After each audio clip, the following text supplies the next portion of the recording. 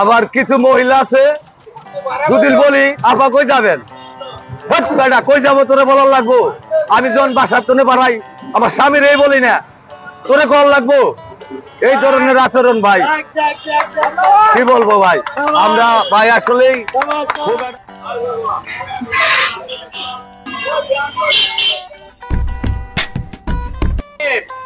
বাংলাদেশে অটোরিকশার আগমনের পর থেকে যোগাযোগ ক্ষেত্রে যুগান্তকারী পরিবর্তন এসেছে। তো কেমন আছেন আমাদের অটো চালক ভাইয়েরা? কথা বলবো আমাদের কয়েকজন অটো চালক ভাইদের সাথে। ভাই কেমন আছেন? মানে ভালো আছি ভাই। তারপরে অটো কোনটা? আমার তো এই সাইডে।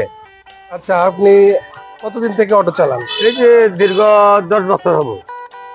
যাত্রীদের সাথে কেমন ব্যবহার করেন বা কেমন ব্যবহার পান আপনারা যাত্রীদের কাছ থেকে? ভাইজান ওইটা বললে পরে অনেক আসলে দুঃখজনক কথা, এটা আর কি বলবো।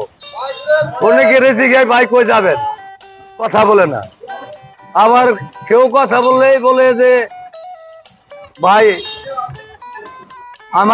আমি তো আপনারে বলবো, আমি আপনারে বলবো আমি কই যাব, আপনি কেন বলবেন?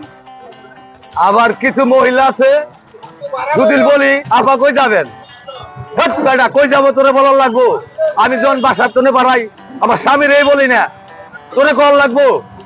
এই ধরনের আচরণ ভাই কি বলবো ভাই, আমরা ভাই আসলেই খুব একটা কষ্টের মধ্যে আছি ভাই।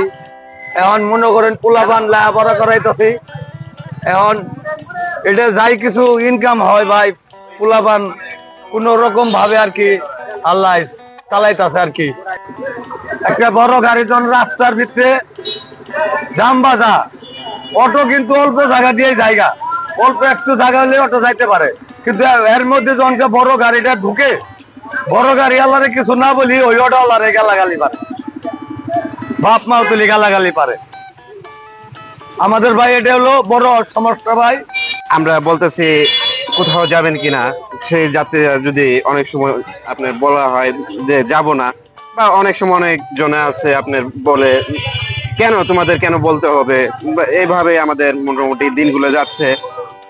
মোটামুটি ইনশাল্লাহ আমরা কষ্টেও আছি, সুখেও আছি, দুঃখেও আছি। অটো শ্রমিক বেশি হয়ে গেছে এই ক্ষেত্রে মনে করেন আমরা যাত্রী একটা দুইটা উঠে মনে করেন অনেক সময় অনেক জুলুম বা কিছু করা হয়, কিন্তু ওইভাবে আমরা ম্যানেজ করে চলতেছি বর্তমানে। আর কি করব, মনে করেন এই পথে এইখানে যখন আসছি এই লাইনে যে ডিপার্টমেন্ট শান্তি আর উঠে গেছে, আগে নিশ্চয়ই ছিল কিন্তু এখন বর্তমানে রাস্তাঘাটে চাঁদাবাজির ব্যাপারে কিছু বলেন? না, আসলে বর্তমানে কোনো চাঁদাবাজি কিছু নাই।